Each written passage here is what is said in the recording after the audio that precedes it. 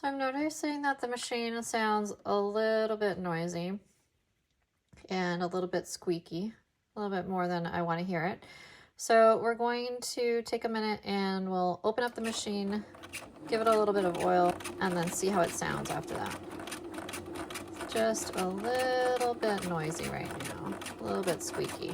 So let's just do a little quick maintenance on our machine. So first thing I'm going to do is I'll take my fabric out. The stitching is fine, everything looks good, but it just sounds like it just needs a little cleaning. So cut that. So I'm going to start by taking my presser foot off. So for me, that's just lifting this little lever at the back. This is going to come off the machine. I'm going to take my thread out of the machine. So I'm going to cut my thread from the top, and then I'm going to pull the thread downwards. So remove the thread that way. I'm going to slide the table off the machine. So this machine just has a little button here on the side. You press this down and the table just slides off to the side. And then we can just really access the bobbin case really easily. And then we'll open the front door and we'll start by taking the bobbin case out of the machine. So bobbin case is going to come out of the machine. We can just leave that up there. So next thing we want to do is we're going to take the guide plate off the machine as well. So the guide plate on this machine comes off, it's sort of like a pressure fit. So there's this little sort of target button on the back, and I can press really hard on that. And if I press hard enough, it's just going to start to pop up the guide plate. You can also poke up underneath here and press it up, but that should be enough for me to just pop it off the machine. And so now I've got the guide plate out. And let's get a little bit closer to the machine so we can really see what's going on in there. So if you can take a look here, we've got a lot of dust and a lot of lint inside the machine. And so what I'm going to do is I've got this little jam jar that I keep, and in there I keep my machine oil, some Q-tips, my little machine brush, so all of my little, it's just a little kitten in the bear jam jar. So I just keep all my little cleaning tools and needles and stuff so I can do a quick maintenance on my machine whenever I need to. So I've got this little brush. I'm going to start by just lightly brushing out all this gobbledygook. So all that lint, we want to just get that out of the machine. So you could use a vacuum cleaner style attachment to take all of this out of the machine. I usually just do it manually. I'm going to come in this way.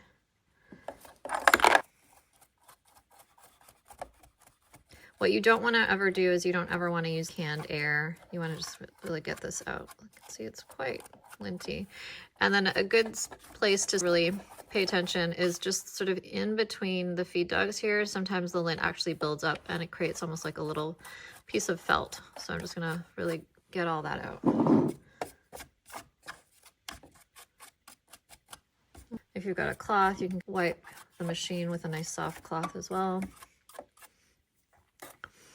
And then from there, I want to just clean out the bottom as well. All that comes out. And then on this machine, there's a little lever here. This is holding the whole front part of the hook and the race in the machine. So I'm going to press this right there, and it just allows this whole front section to pop down.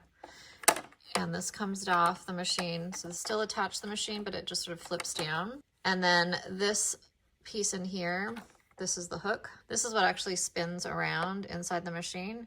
So this here is what we're going to put the oil on. So on this particular machine, and again, you want to check the manual for your machine, but on this machine, we're going to take our oil. So I've just got our little Bernina oil, sewing machine oil.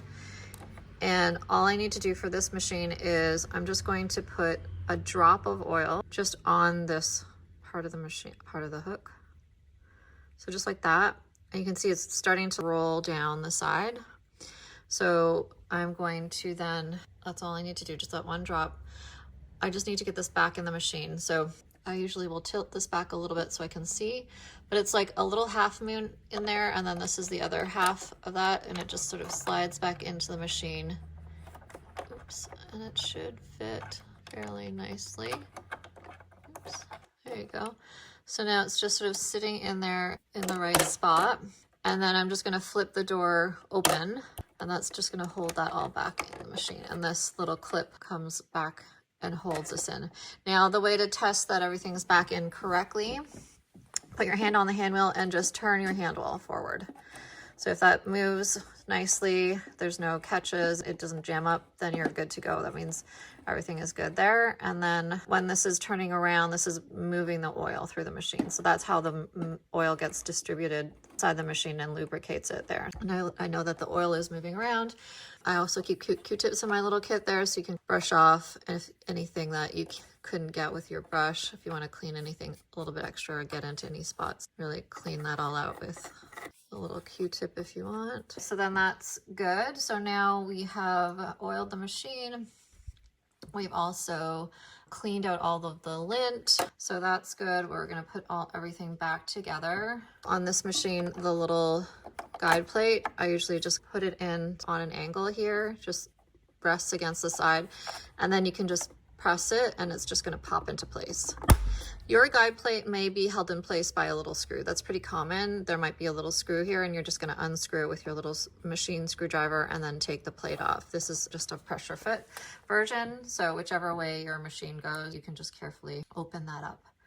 And if you have a top loading machine, then it's a little bit different. You usually don't have to oil those machines and there's not usually anything that you're removing from the machine. So this is the style, if you have a side loading bobbin case, this is the style where you would be able to open up the machine and add some oil.